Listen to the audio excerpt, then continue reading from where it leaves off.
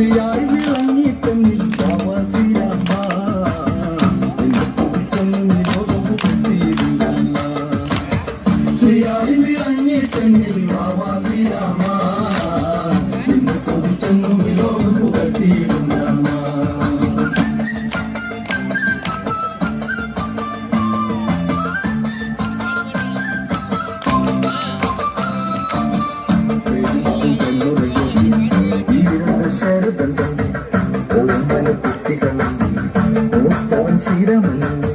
രണ്ടുപേരും ഒത്തുവിട